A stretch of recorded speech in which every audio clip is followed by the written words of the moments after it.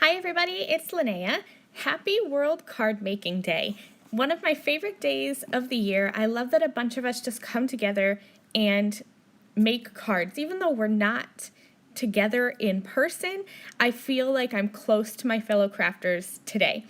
So I'm going to be taking one technique and making 3 cards and kind of 3 different events for those cards.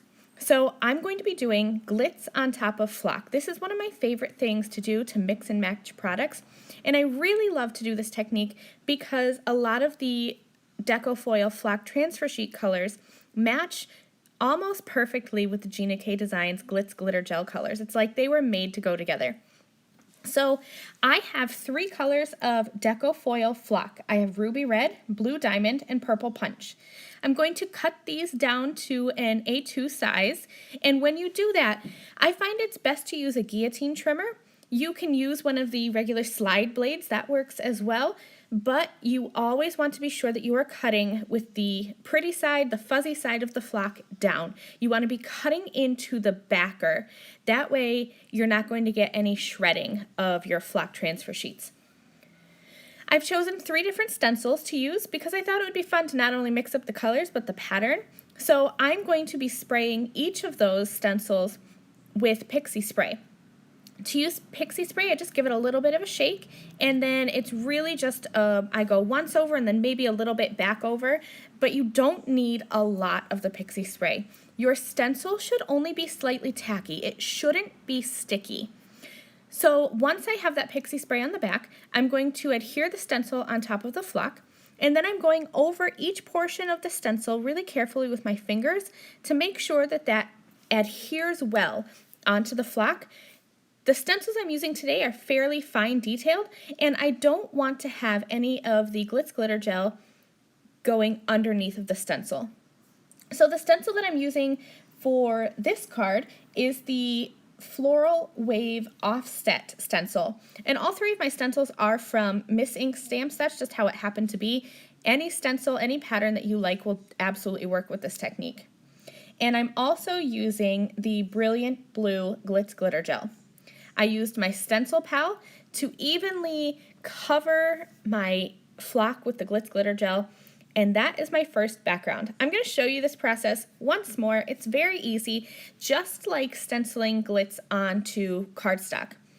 So this one is the striped stencil, also from Miss Ink Stamps, and I have the Wild Lilac Glitz Glitter Gel.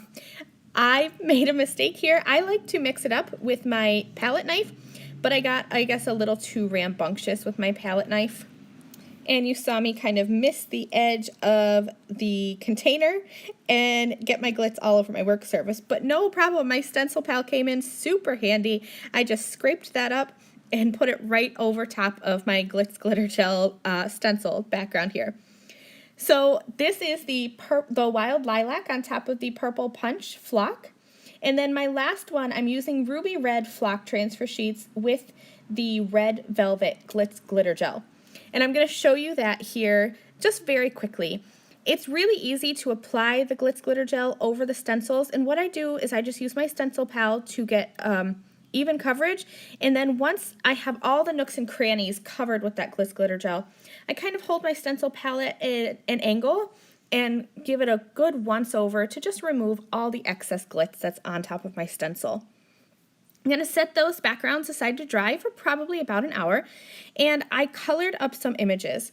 I used a couple different stamp sets. I used the LDRS Friends stamp set, Simon Says Stamp Hexagon Greetings, and my favorite things, all the cupcakes. A couple of these stamp sets I own the coordinating dies for, so I'm going to use some pieces of purple tape to make sure that as I'm die cutting these images, the die doesn't slide around. Now this is the new formula of purple tape, and I absolutely love it because it has never once torn my cardstock. But you do want to apply it with a bit of pressure. So you're going to see me just add that tape over my dies on top of my image, and then just kind of press that in place with my fingers, and you're going to see my dies had no slipping or sliding thanks to that purple tape. So by the time I was done coloring and die cutting my images, my backgrounds were pretty much dry. So I'm going to show you here just how much texture and dimension you get by putting that Glitz Glitter Gel on top of the Deco Foil Flock transfer sheets. The flock in the background has that fuzzy texture with just a little bit of lift, and then the glitz on top also has some lift. Now I'm pointing out here with my purple background, I didn't get my stencil lined up quite straight, so my lines look a little bit diagonal. That's okay, I'm running with it. This is a handmade project, and it's not going to be perfect, and in the end, I think it looks just fine. I'm going to use my favorite liquid adhesive to adhere these backgrounds to a card base. I trimmed them down to 4 by 5¼ inches, and I'm using icraft ultrabond liquid adhesive. That is going to give me just a little bit of wiggle room if I need to, but look at how flat that flock is going to adhere down onto my card base. There's no bubbles or anything, and even though there was a little bit of warping from the moisture with the Glitz glitter gel, once I use that ultrabond adhesive, there's no warping at all. My panel will lay completely flat on my card base. Since these cards are very simple, and especially this one with just this hexagon and the brilliant blue Glitz glitter gel, I'm using icraft 3D foam adhesive squares. These adhesive squares, I think, are about twice as dimensional as regular adhesive squares. Just look at how much that hexagon pops up off of my card.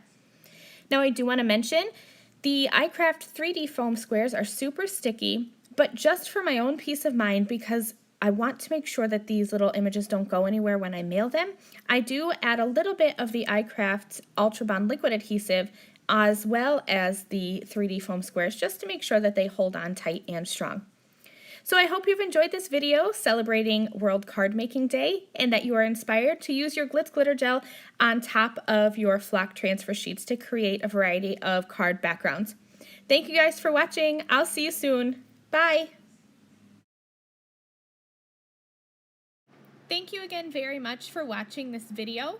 If you liked this video and you'd like to see more from me, please hit that subscribe button that is on the screen now. And here are a few other videos that I thought you might enjoy.